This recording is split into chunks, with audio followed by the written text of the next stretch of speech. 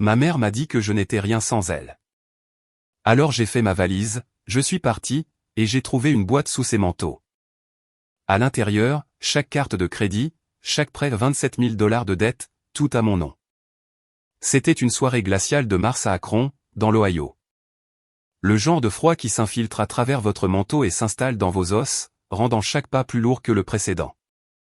Je me suis traîné jusqu'aux escaliers en béton de notre appartement de location de 2 chambres du côté est, mes jambes hurlant après un quart de travail épuisant de 12 heures à l'entreprise de logistique. Le bas de mon dos me lançait avec cette douleur sourde et persistante qui vient du fait de rester assise à un bureau trop longtemps, courbé sur des tableurs et des manifestes d'expédition. Tout ce que je voulais, c'était m'effondrer sur mon lit, peut-être réchauffer des restes de pâtes et m'évanouir avant que mon réveil ne sonne à 5h30 le lendemain matin. Mais au moment où j'ai franchi la porte de l'appartement, l'atmosphère m'a glacé sur place. L'air à l'intérieur était épais, suffocant. Pas d'humidité ou de chaleur, le radiateur avait encore fait des siennes mais d'une humeur lourde et oppressante qui vous tendait les épaules avant même de comprendre pourquoi. Ma mère, Marla Price, était assise sur le canapé, sa main pressée contre son front comme si elle endurait une violente migraine. Éparpillées sur la table basse, il y avait des enveloppes que je ne reconnaissais que trop bien. Maman, ai-je appelé doucement, une soudaine pointe d'anxiété serrant ma poitrine. Elle a levé les yeux. Ses yeux étaient cernés de rouge, nageant de larmes non versées. Il n'y avait pas de rage, pas de cri. Juste un effondrement profond et total qui m'a tordu l'estomac d'une sympathie immédiate. Je suis désolé, Regan, a-t-elle chuchoté, sa voix tremblante. J'ai essayé. Je jure que j'ai essayé. Mais ce monde il veut juste nous écraser toutes les deux. Elle a poussé une pile de factures vers moi d'une main tremblante. Il demande encore de l'argent. Je ne sais plus quoi faire. Je me sens si inutile. Peut-être que ce serait mieux si je n'étais tout simplement pas là. Peut-être qu'alors tu n'aurais pas à gérer un tel fardeau. Mes mains tremblaient en ramassant la plus proche. Facture d'électricité. En retard. 320 $. Une autre. Eau et assainissement. En retard. 215 $. Paiement minimum de carte de crédit. 460 $. Téléphone portable. 255 $. Câble et Internet. 200 $. J'ai fait le calcul automatiquement. Mon cerveau encore en mode travail. 1450 $ au total. J'ai levé les yeux vers elle, luttant pour garder ma voix stable malgré l'épuisement qui tirait sur mes paupières. Mais maman, ma paix. Je viens de te donner de l'argent pour les factures. Son expression a changé en une fraction de seconde. La fragilité s'est évaporée, remplacée par un regard si tranchant et froid qu'il a fait l'effet d'une gifle physique. Ta paix ? Sa voix s'est durcie, la pitié se transformant instantanément en arme. Tu penses que ce petit peu d'argent suffit à compenser tout ce que j'ai sacrifié ? J'ai vendu ma jeunesse pour cette famille. J'ai tout abandonné. Et maintenant, quand j'ai besoin d'un tout petit peu d'aide, tu vas compter les sous avec moi. Je suis resté là. Figé. La facture d'électricité se froissant dans ma main. Le coup du lapin de son revirement émotionnel m'a laissé chancelante. C'était la vraie Marla Price. Une maîtresse dans l'art de passer de victime à bourreau en un seul souffle. L'épuisement dans mon corps s'est transformé en autre chose. Quelque chose de froid et de tranchant qui s'est propagé de ma poitrine vers l'extérieur, engourdissant tout ce qu'il touchait. Une douleur sourde et lancinante qui n'avait rien à voir avec la fatigue physique et tout à voir avec le poids soudain et écrasant de la compréhension. Je n'ai pas crié. Je n'ai pas pleuré. Je n'ai même pas parlé. Un silence terrifiant a enveloppé l'appartement, brisé seulement par le sifflement du radiateur en difficulté et le bruit lointain de la circulation dans la rue en contrebas. Pour comprendre pourquoi ce moment a été le point de rupture, je dois remonter en arrière. 6 ans en arrière, quand j'avais 18 ans et que j'étais naïf de la manière dont seule une personne qui n'a jamais été trahie peut l'être. Je suis né et j'ai grandi à Akron. Après le départ de papa quand j'avais 10 ans, c'était juste maman et moi dans cet appartement. On se débrouillait. Ce n'était pas facile, mais on se débrouillait. Quand j'ai eu 18 ans, fraîchement sorti du lycée et sur le point de commencer l'université communautaire, maman m'a fait asseoir à notre table de cuisine avec de la paperasse étalée entre nous. « Tu es une adulte maintenant » avait-elle dit, sa voix chaleureuse et maternelle d'une manière que j'entendais rarement. Cela signifie que nous devons te mettre en place correctement, un compte bancaire conjoint, pour que je puisse t'aider à gérer ton argent pendant que tu es à l'école. Et je garderai tes documents importants, carte de sécurité sociale, certificat de naissance, tout ça en lieu sûr.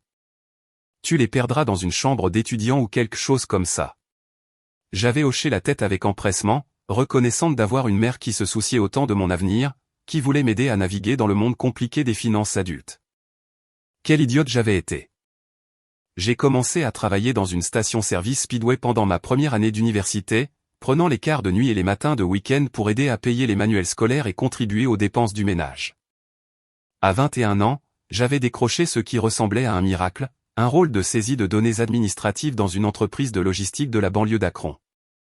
Ils ne demandaient pas de vérification de crédit, juste ma volonté de travailler dur et d'apprendre leur système de gestion des stocks. 16 $ de l'heure. C'était comme gagner à la loterie. Je portais toute cette famille à bout de bras depuis lors. J'avais 19 ans quand l'usine où maman travaillait a fermé. Coupe budgétaire, fabrication à l'étranger, l'histoire habituelle. Elle avait été dévastée. Et j'avais été compatissante. Bien sûr que je l'étais. C'était ma mère. Alors quand elle a dit qu'elle avait du mal à trouver un nouvel emploi, quand elle a dit qu'elle avait besoin de temps, quand elle a dit qu'elle s'occuperait des finances pendant qu'elle cherchait du travail, je l'avais cru. À partir de ce moment-là, elle a entièrement dépendu de moi. Chaque mois, sans faute, je payais 900 $ de loyer, 250 $ pour les charges. Les courses provenaient aussi de ma paie, généralement 300 $ de plus, parfois plus si maman voulait quelque chose de spécial. Maman gardait ma carte de débit. Elle contrôlait la boîte aux lettres, récupérant tout avant que je ne rentre du travail. Elle avait mis en place des relevés dématérialisés en utilisant sa propre adresse email, donc je ne voyais jamais les soldes bancaires ou les factures de carte de crédit ou quoi que ce soit qui pourrait révéler la vérité. Si tu vas à l'université, disait-elle toujours, sa voix si raisonnable, si parentale, tu dois apprendre à assumer des responsabilités financières comme une adulte. C'est comme ça qu'on apprend. Et je l'avais cru. Pendant 6 ans, j'avais cru chaque mot. Debout dans ce salon, regardant le mépris dans ses yeux, j'ai enfin appris. Je suis passé devant elle, mes mouvements lents et délibérés. Le long du petit couloir menant à ma chambre, j'ai sorti mon vieux sac de sport du placard et j'ai commencé à faire mes bagages. Vêtements. Mon ordinateur portable ancien et à peine fonctionnel mais le mien. Affaires de toilette. Mon chargeur de téléphone. Et un objet crucial, une photo encadrée de papa et moi à une foire du comté quand j'avais 8 ans, tous les deux souriant à l'appareil avec des bouches tachées de barbe à papa. Maman est apparue dans l'encadrement de ma porte. « Qu'est-ce que tu crois faire ?» Je n'ai pas répondu. Je ne l'ai même pas regardé. J'ai juste continué à emballer, mes mains stables malgré la tempête qui faisait rage dans ma poitrine. Regan. Regan, je te parle. J'ai fermé le sac de sport, l'ai jeté sur mon épaule et me suis tourné pour lui faire face. Nos yeux se sont rencontrés un long moment. J'y ai vu de la confusion, puis de la colère, puis quelque chose qui aurait pu être de la peur. Je suis passé devant elle, hors de ma chambre, à travers le salon toujours jonché de ses factures haineuses, et j'ai franchi la porte d'entrée. Je n'ai pas dit un seul mot. Pas d'au revoir. Pas d'explication. Rien. Derrière moi, j'ai entendu sa voix, perçante et incrédule. Tu ne peux pas juste partir. Regan, reviens ici. Mais j'étais déjà à mi-chemin des escaliers, me dirigeant vers la nuit glaciale de mars. Nathalie Brox vivait à cette pâtée de maison dans un quartier légèrement meilleur au toujours East Akron mais avec des bâtiments plus récents et de vrais lampadaires qui fonctionnaient. Nous étions meilleurs amis depuis le collège, le genre d'amitié qui survit à tout. Mauvais petits amis, pire décision, et des années d'emploi du temps décalé. Quand elle a ouvert sa porte à 21h30 ce soir-là et m'a vu debout là avec mon sac de sport et probablement une expression choquée, elle n'a pas posé de questions. Elle m'a juste tiré à l'intérieur, a fait du thé que je n'ai pas bu, et m'a installé sur son canapé avec des couvertures et des oreillers.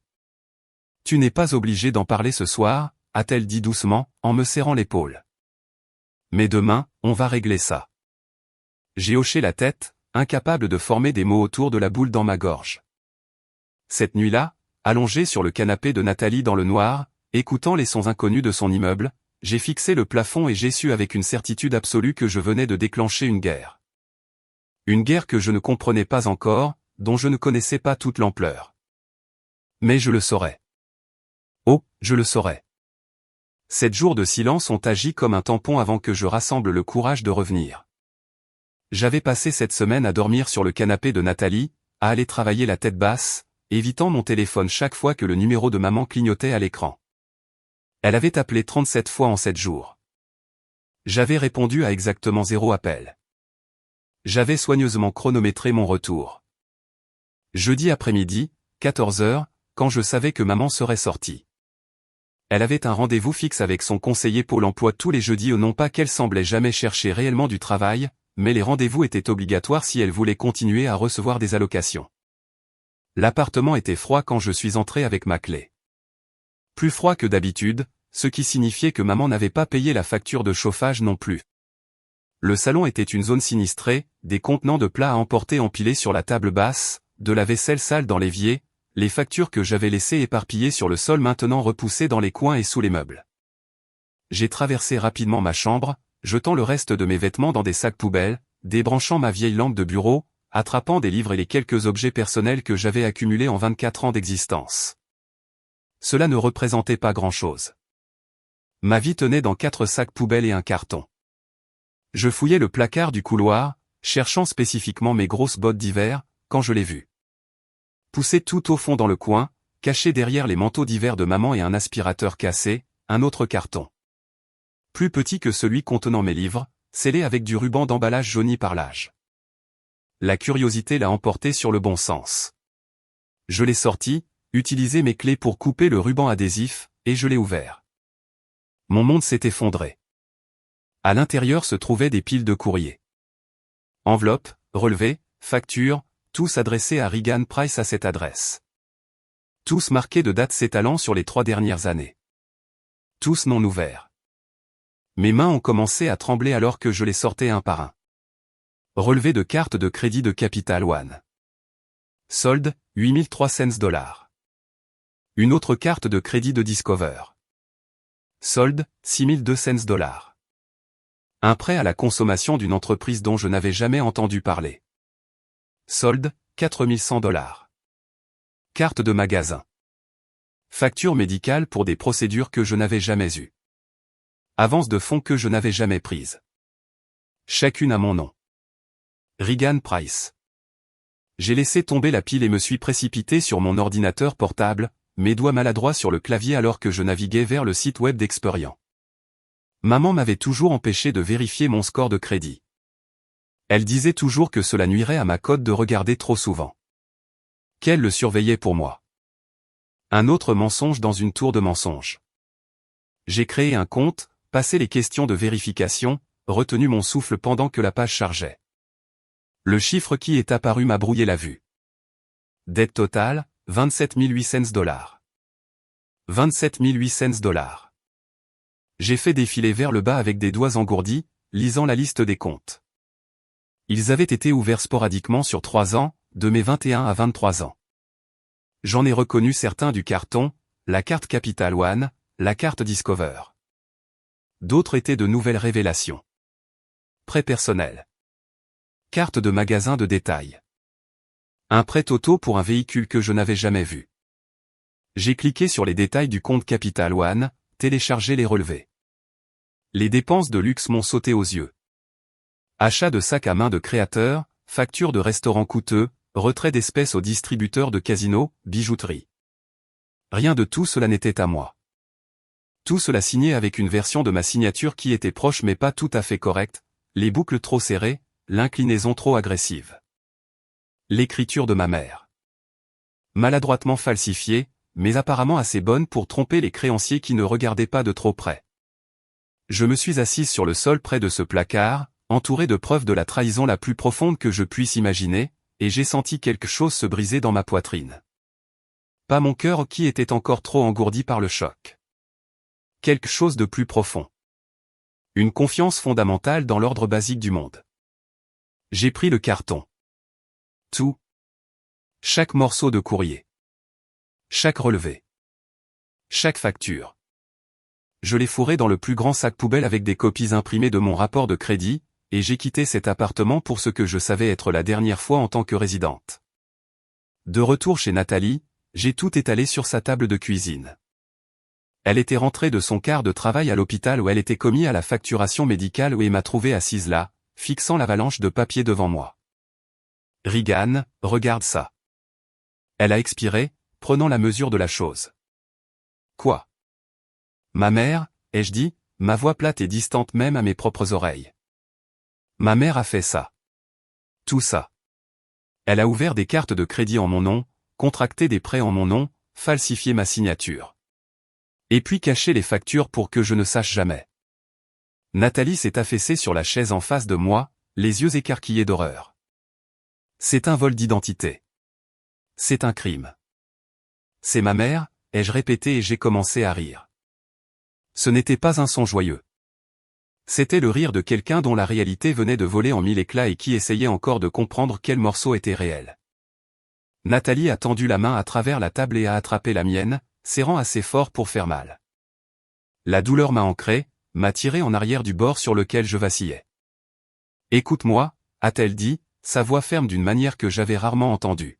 « Tu ne peux pas laisser passer ça. Tu ne peux pas payer cette dette. Tu ne peux pas la protéger. Tu dois te battre. » Je ne sais pas comment, ai-je chuchoté. Alors on trouvera ensemble. Mais d'abord, tu as besoin d'un avocat. Le centre d'aide juridique d'Akron opérait depuis une maison convertie du côté sud, dotée d'avocats surmenés qui prenaient des affaires pour des gens qui ne pouvaient pas se permettre une représentation. Nathalie a appelé à l'avance, a fait jouer quelques relations via un ami d'amis, et m'a obtenu un rendez-vous d'urgence pour vendredi matin. Hélène Crawford avait probablement la quarantaine, avec des cheveux gris acier coupés en un carré pratique et des yeux vifs qui ne manquaient rien. Elle a écouté mon histoire sans m'interrompre, prenant occasionnellement des notes sur un bloc-notes jaune. Quand j'ai fini, elle s'est adossée à sa chaise et m'a étudié un long moment. C'est une fraude financière grave, a-t-elle dit finalement. Abus sur personnes vulnérables et exploitation parentale. Votre mère a commis un vol d'identité contre sa propre fille. Ce n'est pas seulement une responsabilité civile, c'est criminel. Que dois-je faire? Ma voix est sortie plus petite que je ne le voulais. Hélène s'est penchée en avant, son expression grave mais déterminée. Vous devez comprendre quelque chose, Regan. Combattre cela signifie entrer en guerre avec votre mère. Cela signifie déposer des rapports de police, potentiellement porter plainte. Cela signifie qu'elle pourrait faire de la prison. Pouvez-vous gérer ça? Le pouvais-je? J'ai pensé à 6 ans d'exploitation. À m'épuiser au travail pendant qu'elle restait à la maison. À dépenser l'argent que j'avais gagné pour des choses que je ne verrais jamais. À la confiance qu'elle avait violée, l'avenir qu'elle m'avait volé. Aux 27 800 $ de dettes qui me suivraient pendant des années, détruisant toute chance que j'avais d'une vie normale. Oui, ai-je dit. Dites-moi quoi faire. Hélène a hoché la tête, une pointe d'approbation dans ses yeux. L'unité des crimes financiers de la police d'Akron opérait depuis un bâtiment gris qui sentait le café brûlé et le nettoyant industriel. La détective qui a pris mon rapport était une femme nommée Courtney Cole, compacte et professionnelle, qui avait clairement déjà vu ce genre d'affaires. Vous seriez surprise de voir à quel point c'est courant, a-t-elle dit pendant que je signais ma déclaration, des parents qui prennent des crédits au nom de leurs enfants. C'est l'un des types de fraudes les plus difficiles à poursuivre à cause de l'élément familial. Mais votre cas est particulièrement flagrant. Le montant, la durée, les signatures falsifiées, vous avez des preuves solides. Elle m'a tendu une copie du rapport de police. Gardez ça. Vous en aurez besoin pour tout ce qui va suivre. Ensuite, c'était la Federal Trade Commission. Hélène m'avait donné des instructions étape par étape. Remplir l'affidavit de vol d'identité, le soumettre en ligne, obtenir le numéro de confirmation. Cela a pris 1 heure, remplissant chaque détail, joignant des copies scannées des documents falsifiés. Puis sont venus les gels de crédit. J'ai appelé Equifax d'abord, puis Experian, puis TransUnion. À chaque fois, j'ai fourni le numéro du rapport de police, mon identification, et demandé un gel immédiat de mon dossier de crédit. Plus aucun compte ne pourrait être ouvert en mon nom. Le mal était fait, mais au moins je pouvais empêcher que ça empire. Au moment où j'ai fini, il faisait nuit dehors. Je me suis assise dans le salon de Nathalie, entourée de copies de formulaires et de numéros de confirmation et de rapports de police, et j'ai senti le premier frémissement de quelque chose qui n'était ni désespoir ni choc. C'était de la colère. Une colère froide, concentrée, juste. Au cours de la semaine suivante, je suis devenue intimement familière avec le processus de contestation. Hélène m'avait donné des modèles de lettres, et je les ai modifiés pour chaque créancier, joignant des copies du rapport de police et de l'affidavit de vol d'identité. Cher Capital One, je vous écris pour contester le compte se terminant par 4782. Ce compte a été ouvert frauduleusement en utilisant mes informations personnelles sans ma connaissance ni mon consentement. Veuillez trouver ci-joint une copie du rapport de police déposé auprès du département de police d'Akron et mon affidavit de vol d'identité de la Federal Trade Commission. Je les ai envoyés en recommandé avec accusé de réception. J'ai fait des tableurs suivant chaque compte, chaque litige, chaque date limite. Mon ordinateur portable restait ouvert sur la table basse de Nathalie, un centre de commandement pour ma contre-offensive. Les SMS de maman ont commencé le jour après que j'ai pris le carton. Où sont mes factures? Regan répond à ton téléphone. Comment oses-tu fouiller dans mes affaires? Tu es ridicule. Rentre à la maison. Très bien. Coupe-moi les vivres. Tu vas voir comment ça va se passer pour toi. Je n'ai répondu à aucun d'eux. Au lieu de cela, j'ai fait une capture d'écran de chacun et je les ai enregistrés dans un dossier intitulé Preuves. Le lundi, je suis allé dans une autre agence bancaire à l'autre bout de la ville et j'ai ouvert un nouveau compte chèque, juste à mon nom, pas d'accès conjoint. J'ai soumis de nouveaux papiers de dépôt direct au travail, dirigeant ma paie vers un compte que ma mère ne pouvait pas toucher. Pour la première fois en 6 ans, mon argent était réellement à moi. Je construisais une forteresse légale faite de rapports de police et de gel de crédit et de preuves documentées.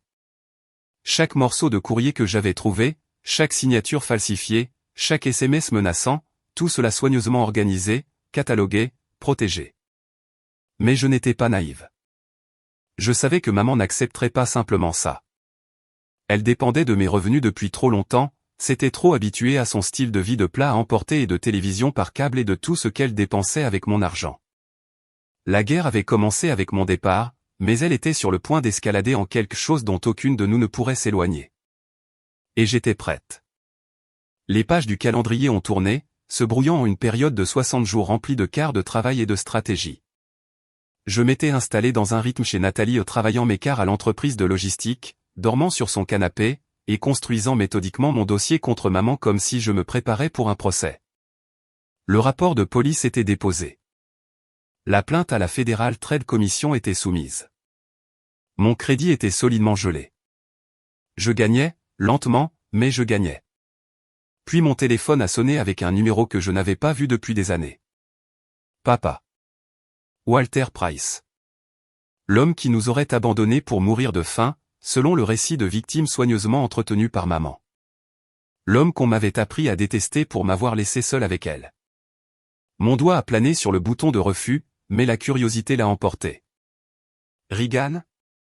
Sa voix était plus âgée, plus rugueuse sur les bords, mais indéniablement lui. Ouais. J'ai gardé mon ton neutre, sur mes gardes. Je sais que c'est inattendu. J'ai entendu dire par la bande que toi et ta mère vous étiez brouillés. J'aimerais te rencontrer. Il y a quelque chose que tu dois voir. Chaque instinct criait au piège, mais il y avait quelque chose dans sa voix, pas de manipulation, pas de culpabilisation, juste de la lassitude. Et peut-être de l'honnêteté. D'accord. Café près de mon ancien lycée. Samedi à 14h. J'y serai. Samedi est arrivé avec ce froid particulier qui traverse votre veste et s'installe dans vos os. Je suis arrivé au café 15 minutes en avance, j'ai commandé un café noir dont je ne voulais pas vraiment, et j'ai pris une banquette dans le coin d'où je pouvais surveiller la porte. Papa est entré à 14h pile. Il avait vieilli plus que les années ne devraient le justifier. Ses cheveux étaient devenus presque complètement argentés, et les rides autour de ses yeux étaient maintenant des tranchées profondes. Mais ses yeux, vifs, clairs, fatigués, étaient exactement comme je me souvenais d'eux quand j'avais 8 ans et qu'il avait pris cette dernière photo avec moi avant de partir. Il m'a repéré immédiatement, s'est acheté un café et s'est glissé dans la banquette en face de moi sans préambule. « Tu as bonne mine » a-t-il dit. Plus forte que je ne l'espérais. Coupe court au bavardage, papa. Pourquoi suis-je ici? Une ombre de sourire a traversé son visage. Toujours direct. J'ai toujours apprécié ça chez toi. Il a plongé la main dans une sacoche en cuir usé et en a sorti un épais dossier de documents. L'étiquette indiquait « Price c'est Price, dissolution de mariage ». Il l'a posé sur la table entre nous comme si c'était une pièce à conviction dans un procès pour meurtre. « Je sais ce que ta mère fait », a-t-il dit doucement. Elle faisait la même chose quand j'étais encore là. Mon café est resté oublié alors qu'il ouvrait le dossier. Page après page de documents juridiques, de relevés financiers, de reçus de paiement. Il pointait des sections spécifiques avec la précision de quelqu'un qui avait revu ses papiers 1000 fois. Accord de règlement de divorce, finalisé il y a 6 ans. Tu vois ça? Son doigt a tapoté un paragraphe surligné. J'ai remboursé toutes les dettes conjointes. Chacune d'entre elles. Carte de crédit, prêt auto, facture médicale, 22 000 $ au total. Réglé avant que le divorce ne soit définitif. Mon cœur commençait à battre la chamade. Et ici, il a tourné vers une autre section. Pension alimentaire complète, 1500 $ par mois pendant 3 ans. C'est 54 000 $, Reagan. Payé intégralement, chaque mois, à temps. J'ai les relevés bancaires pour le prouver. Le calcul m'a frappé comme un coup physique. 54 000 $. Sur 3 ans. Alors que maman me disait que nous survivions à peine, que papa nous avait laissés avec rien, que j'avais besoin de contribuer chaque centime que je gagnais parce que nous nous noyions. Elle m'a dit que tu nous avais abandonnés, ai-je dit, et ma voix est sortie plus petite que je ne le voulais. Je sais qu'elle l'a fait. L'expression de papa était soigneusement neutre, mais je pouvais y voir la vieille douleur. Ta mère a un don pour réécrire l'histoire. Au moment où je suis parti, j'avais 12 000 $ de dettes pour couvrir ses dépenses. Des cartes de crédit dont j'ignorais l'existence. Des comptes de magasins ouverts à mon nom. Ça te rappelle quelque chose? Cela ressemblait exactement à ce qu'elle m'avait fait. Pourquoi ne t'es-tu pas battu pour la garde? La question est sortie brute, accusatrice. J'ai essayé, mais je travaillais 60 heures par semaine pour essayer de sortir du trou qu'elle avait créé. Elle m'a dépeint comme le père absent, celui qui se souciait plus du travail que de la famille. Et peut-être qu'elle avait raison sur ce point. J'étais tellement concentré sur la survie financière que je t'ai perdu dans le processus. Il a fait une pause, la mâchoire serrée. C'est mon regret. Mais je ne la laisserai pas te faire croire que je n'ai pas subvenu aux besoins. L'argent était là, Reagan. Elle l'a juste dépensé pour elle-même au lieu de stabiliser vos vies. Il a poussé une pile de relevés bancaires vers moi. Les entrées surlignées montraient des dépôts réguliers sur un compte au nom de maman. 1500 $. Comme une horloge. Pendant 36 mois. Ta mère a un schéma, a continué papa, sa voix plus dure maintenant. Elle utilise les gens pour couvrir ses dépenses. Elle te saignera à blanc et criera ensuite à la victime quand tu la couperas finalement. Tu dois te protéger. Je le fais déjà, ai-je dit. Rapport de police, plainte pour fraude, gel de crédit. Je fais tout correctement. Bien. Il a hoché la tête, l'approbation claire dans son expression. Mais comprends ceci, je ne paierai pas la dette pour toi. Je ne peux pas. J'ai passé 7 ans à reconstruire mon crédit et ma vie après qu'elle ait détruit les deux. Je te donne la vérité et les preuves pour blanchir ton nom. C'est tout ce que je peux offrir. Cela aurait dû faire plus mal, ce rejet final. Mais honnêtement, c'était la chose la plus honnête que quelqu'un m'ait dite depuis des années. Pas de fausses promesses. Pas de fantasme de sauvetage héroïque. Juste la réalité. Je ne te demande pas de me sauver, ai-je dit. J'avais juste besoin de connaître la vérité. Maintenant tu l'as. Il s'est levé, mettant son sac sur l'épaule. Une dernière chose où elle n'admettra jamais ses torts. Ni à toi, ni à elle-même. Elle me blâmera jusqu'à son dernier souffle. N'attends pas des excuses qui ne viendront jamais. Il a laissé une carte de visite sur la table avec son numéro de téléphone, puis est sorti du café et de ma vie à nouveau. Mais cette fois, cela ne ressemblait pas à un abandon. Cela ressemblait à une conclusion. Je suis resté assise là pendant une autre heure, lisant les documents de divorce page par page. Chaque section surlignée était un autre mensonge exposé, une autre manipulation démêlée. Maman n'avait pas été la victime de la négligence de papa. Elle avait été l'architecte de ses propres problèmes, et elle avait essayé de faire de moi la prochaine fondation sur laquelle construire. Ce soir-là, de retour chez Nathalie, je ne me sentais pas triste. Je me sentais libre. La culpabilité qui me rongeait depuis mon départ, la petite voix insistante qui disait que peut-être j'étais la fille ingrate, peut-être que j'aurais dû essayer plus fort avait disparu. J'avais atteint quelque chose dont je ne savais même pas que j'avais besoin, l'indépendance émotionnelle. Maman n'était pas ma responsabilité. Elle ne l'avait jamais été. Le lendemain matin, je me suis assise à la table de cuisine de Nathalie avec mon ordinateur portable et une tasse de café qui avait réellement bon goût cette fois, et je suis parti en guerre. Email numéro 1. Grand Holisté, propriétaire de l'appartement d'Istacron. Monsieur Holisté. Veuillez trouver 6 juin, 1. Copie du rapport de fraude de la police. Numéro de dossier ACAV 2024-8847. Documentant le vol d'identité par Marla Price. 2. Lettre de confirmation de l'avocate de l'aide juridique Hélène Crawford. Vérifiant l'utilisation frauduleuse de ma signature et de mes informations personnelles. Je demande formellement le retrait immédiat de mon nom du contrat de bail pour la propriété à l'adresse. Je ne réside pas à cet endroit depuis mars, et j'ai été frauduleusement inscrite comme colocataire sans ma connaissance ni mon consentement. Veuillez confirmer la réception et informer des prochaines étapes. Regan Price. J'ai appuyé sur envoyer avant de pouvoir douter de moi-même. Grant a répondu dans les 4 heures. Court, professionnel, exactement ce dont j'avais besoin. Madame Price. Merci d'avoir fourni la documentation. Sur la base des preuves de fraude, j'approuve votre demande. À compter du mois prochain, Marla Price sera la seule locataire légale et partie financièrement responsable du bail. Accord mis à jour à suivre. Grand Holisté. 1 de fait. Cible suivante. Service public. Compagnie d'électricité. Eau. Gaz. J'ai rédigé des emails similaires pour chacun. Joignant le rapport de police et la lettre d'Hélène. Expliquant que j'étais victime de vol d'identité, et demandant le retrait immédiat de mon nom de tous les comptes. Les réponses sont revenues au cours de la semaine suivante, chacune une petite victoire. Nom du titulaire du compte mis à jour. Marla Price est désormais la seule partie responsable. Si aucun arrangement de paiement n'est pris dans les 7 jours, la coupure de service se fera selon la politique de l'entreprise. Je lui tirais le tapis sous les pieds, et je ne ressentais aucune culpabilité. Maman voulait jouer la victime. Très bien. Qu'elle soit la victime de ses propres choix pour une fois. Il a fallu 4 semaines pour que les retombées se fassent sentir, et quand la bombe a finalement explosé, j'étais prête. Mon téléphone a sonné à 7 heures du matin, le nom de maman à l'écran. J'ai laissé aller sur la messagerie vocale, je me suis versé du café, je me suis habillé pour le travail et j'ai écouté le message pendant mon trajet.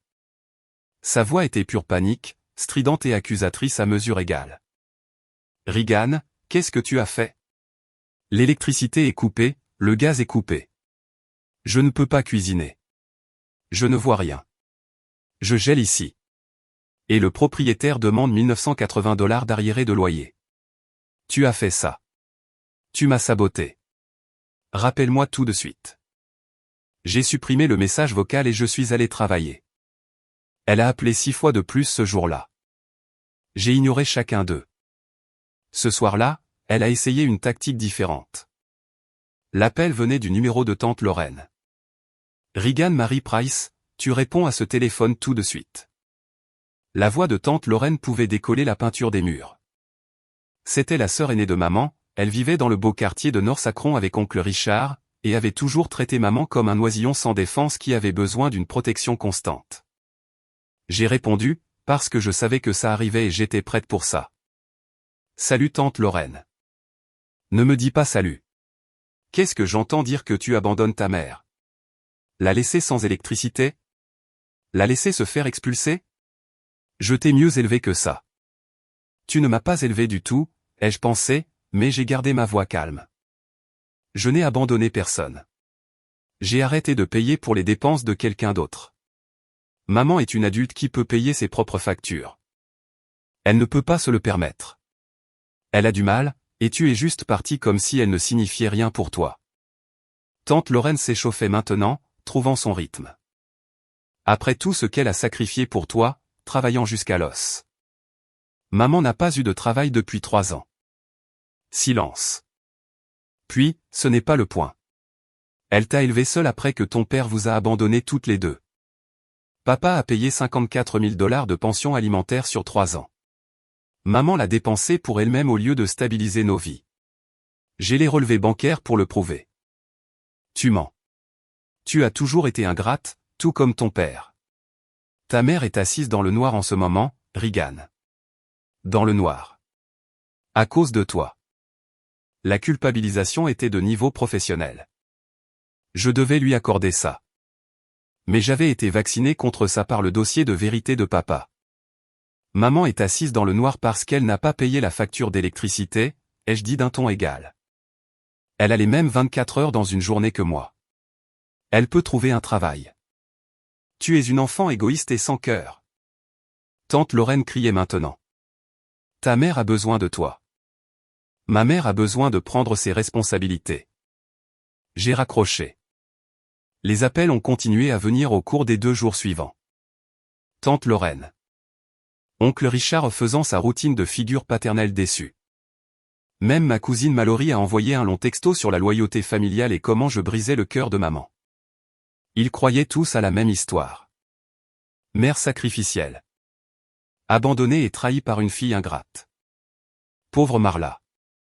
Souffrant parce que son enfant lui a tourné le dos à son heure de besoin. Aucun d'eux n'a demandé ma version. Aucun d'eux n'a remis en question le récit de maman. Ils ont juste supposé que j'étais la méchante parce que c'est le rôle que maman avait écrit pour moi. Très bien. Qu'ils le croient. J'avais un meilleur plan. Le jeudi soir, tante Lorraine a appelé de nouveau. Cette fois, son ton était différent, moins agressif, plus stratégique. Regan, nous devons en parler en famille. Ton oncle et moi pensons que ce serait mieux si nous nous asseyions tous ensemble ce week-end. Samedi après-midi chez nous. Tu peux expliquer ton côté, ta mère peut expliquer le sien, et nous pouvons régler ça comme des adultes. C'était un piège. Évidemment. Il s'attendait à ce que je me présente, que je sois submergé par la pression familiale et que je plie. Il pensait pouvoir me faire honte pour que je redevienne le distributeur automatique de maman. Mais j'ai entendu autre chose dans la voix de tante Lorraine. La certitude. Elle était absolument convaincue que maman disait la vérité, et que j'étais juste une gamine rebelle et égoïste. Ce qui signifiait qu'ils n'avaient encore vu aucune preuve. Ils opéraient sur pure émotion et la performance de maman. C'était mon opportunité. D'accord, ai-je dit lentement, comme si j'étais réticente. Je viendrai. Mais je veux tout expliquer. Je veux que tout le monde entende toute l'histoire. Bien sûr, ma chérie. La voix de tante Lorraine est devenue instantanément chaleureuse, victorieuse. Elle pensait avoir gagné. Samedi à 14 h. Nous prendrons un café et nous réglerons tout ça. Ta mère veut juste récupérer sa fille. J'y serai, ai-je dit. J'ai raccroché et j'ai immédiatement envoyé un texto à Nathalie. Embuscade familiale prévue pour samedi. J'y vais. Sa réponse a été instantanée. Tu es sûr de ça? Absolument. Il est temps de tout brûler. Samedi matin, je me suis préparé comme si j'allais au combat. Parce que c'était le cas. J'ai imprimé chaque document. Le rapport de police. La confirmation de plainte à la Federal Trade Commission. Le rapport de crédit montrant 27 800 $ de dettes frauduleuses. Les emails du propriétaire et des compagnies de services publics. L'accord de règlement de divorce de papa, avec le calendrier de paiement de la pension alimentaire et les relevés bancaires. La lettre d'Hélène Crawford, confirmant le vol d'identité. J'ai tout organisé dans un dossier. Chaque section avec un onglet est étiqueté. Je me suis habillé professionnellement. Pantalon noir, chemisier blanc, cheveux tirés en arrière. Je voulais avoir l'air composé, crédible, inébranlable. Nathalie m'a conduite chez tante Lorraine en banlieue. Rue bordée d'arbres, pelouse bien entretenue, le genre de quartier où les gens mettent des décorations de Noël élaborées et font des fêtes de quartier. Tu veux que j'attende ici, a demandé Nathalie. Non, reviens dans 2 heures. Ça ne prendra pas longtemps. Elle m'a serré la main. Brûle tout, bébé. J'ai remonté l'allée en portant mon dossier comme si c'était une mallette pleine de preuves. Parce que c'était le cas. Tante Lorraine a ouvert la porte avant que je ne puisse frapper, son sourire chaleureux et accueillant est complètement faux. Regan. Entre. Entre. Tout le monde est dans le salon. Tout le monde était en effet dans le salon. Maman était assise sur le canapé, l'air petite et fragile, les yeux rouges comme si elle avait pleuré pendant des jours. Oncle Richard se tenait près de la cheminée les bras croisés, jouant le patriarche sévère. Cousine Mallory perchée sur le fauteuil, son expression sympathique mais méfiante. Et ils me regardaient tous comme si j'étais le problème à résoudre. Et puis il y avait maman. Elle avait revendiqué le centre du canapé comme si c'était une scène, des mouchoirs serrés dans une main, l'autre pressé dramatiquement sur sa poitrine. Ses yeux étaient déjà cernés de rouge, bien que je soupçonne que les larmes étaient plus stratégiques que sincères. J'avais déjà vu cette performance, la routine de la femme lésée, la spécialité de l'épouse abandonnée. Elle était douée pour ça, je devais lui accorder ça. Je suis si contente que vous soyez tous là, a commencé maman, sa voix tremblant juste assez pour tirer sur les cordes sensibles. J'essaie de joindre Regan depuis des semaines, mais elle ne retourne pas mes appels. Elle m'a tourné le dos tout comme son père l'a fait. Le visage de tante Lorraine s'est adouci de sympathie. Marla, ma chérie. Walter a détruit cette famille, a continué maman, prenant de l'élan. Il est parti après 23 ans de mariage sans regarder en arrière. M'a laissé avec rien. Et maintenant Regan, la fille pour qui j'ai tout sacrifié où elle prend son parti. Elle m'a abandonné aussi. Les mots flottaient dans l'air comme du poison. J'ai regardé l'expression de tante Lorraine changer, la déception s'insinuant dans ses traits alors qu'elle jetait un coup d'œil dans ma direction. La mâchoire d'oncle Richard s'est serrée. Mallory ne voulait pas croiser mon regard. Maman gagnait. Elle pensait contrôler le récit. Elle le faisait toujours. Savez-vous ce que c'est, a insisté maman. D'être quittée par son mari et ensuite trahie par son propre enfant? Je l'ai élevée seule pendant 6 ans après le départ de Walter. Je lui ai tout donné, et c'est comme ça qu'elle me rembourse. Je l'ai laissé parler. Laisser tisser sa toile de mensonges, chaque mot creusant sa tombe un peu plus profondément. Mes mains reposaient calmement sur mes genoux, doigts entrelacés. J'avais appris quelque chose d'important au cours des derniers mois. La vérité n'avait pas besoin de crier. Elle avait juste besoin de se montrer. Regan, est-ce vrai, a demandé tante Lorraine, sa voix lourde de déception. As-tu vraiment coupé les ponts avec ta mère complètement? Je me suis penché et j'ai posé la mallette sur mes genoux. Les loquets se sont ouverts avec un son qui semblait trop fort dans la pièce silencieuse. J'ai apporté des documents que je pense que tout le monde devrait voir. Des documents? La voix de maman est montée dans les aigus, défensive. De quoi parles-tu? Je ne lui ai pas répondu. Au lieu de cela, j'ai placé le rapport de crédit sur la table. Le chiffre 27 800 $ était là comme une cicatrice. La pièce est devenue silencieuse. Tante Lorraine a ramassé le papier, plissant les yeux sur les chiffres, puis l'a lentement reposé. Elle n'a pas regardé ma mère. Elle m'a regardé, avec un regard plein de déception. Regan, a-t-elle dit lentement. Je comprends que tu sois en colère, mais impliquer la police là-dedans? Est-il vraiment nécessaire d'être si cruel? J'ai figé. Tante Lorraine, c'est du vol. Elle a falsifié ma signature. Oncle Richard a pris la parole depuis la cheminée, son ton condescendant.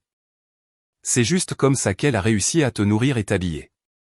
Peut-être que la méthode était mauvaise, mais l'intention était bonne. Les familles s'entraident. Tu ne traînes pas ta mère dans la boue comme ça.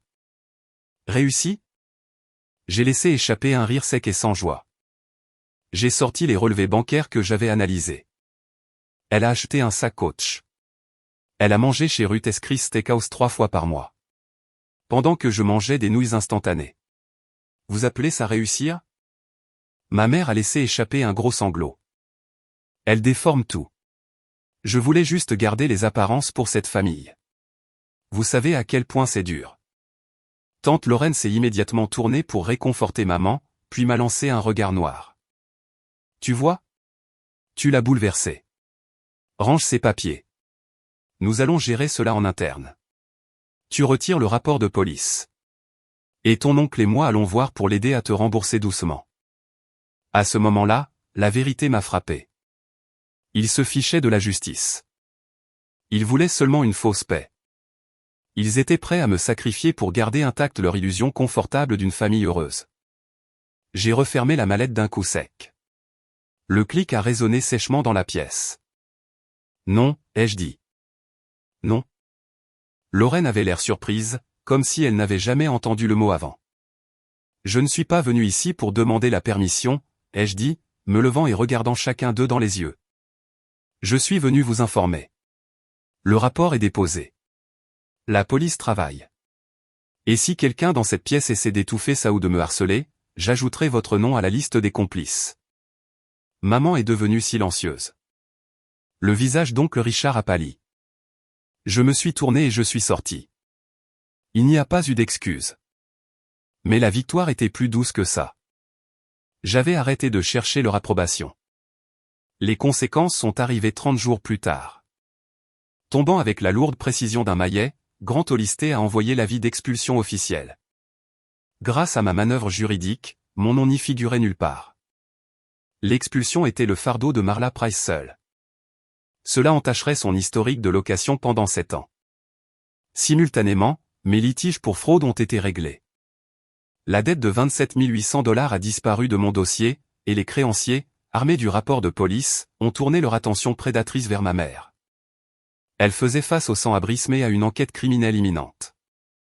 Pendant un moment, j'ai vacillé. Tard le soir, l'imaginant seul et désespéré, une pointe de culpabilité m'a frappé. Mais ensuite j'ai regardé la paperasse. 6 ans de contrôle. 3 ans de vol. J'ai réalisé que la sauver maintenant ne ferait que relancer le cycle d'abus. J'ai choisi de ne pas intervenir. Un après-midi de novembre, une semaine avant son expulsion, elle m'a trouvé devant un café. Elle avait l'air ruinée, hagarde, les vêtements flottant sur son corps, les mains tremblantes. Elle n'a pas crié cette fois. Elle a attrapé ma manche, sa prise faible mais désespérée. « Est-ce que tu m'aimes encore ? Est-ce que tu m'aimes » a-t-elle demandé, la voix tremblante. J'ai regardé sa main. La main qui avait signé mon nom pour des milliers de dollars de dette. La main qui m'avait jeté des factures et exigé de la gratitude. Oui, ai-je dit, ma voix plate. Mais je m'aime plus. Elle s'est figée, comme si elle ne pouvait pas en croire ses oreilles. Tu me laisses vraiment comme ça ? Après tout ? Tu as des mains. Tu as ta santé, ai-je dit, détachant ses doigts de ma manche. Sauve-toi toi-même. Je lui ai tourné le dos et je suis parti. Elle a crié quelque chose derrière moi, mais le vent mordant de novembre l'a emporté avant qu'il ne puisse m'atteindre. Je suis retourné dans ma nouvelle maison, un minuscule studio près du centre-ville. Le loyer était de 620 $ par mois modeste, mais payé avec mon propre argent. La propriétaire, Madame Higgins, m'avait donné les clés hier seulement. J'ai actionné l'interrupteur. La pièce a été inondée de clarté. C'était de l'électricité à mon nom, payée de mon compte.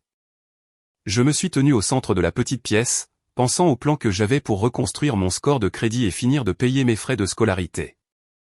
Je n'avais pas pris ma revanche. J'avais simplement refusé d'être utilisé. Pour la première fois en 24 ans, debout dans cette pièce calme et lumineuse, j'ai réalisé que je possédais enfin ma vie. C'était ça, la sensation de liberté.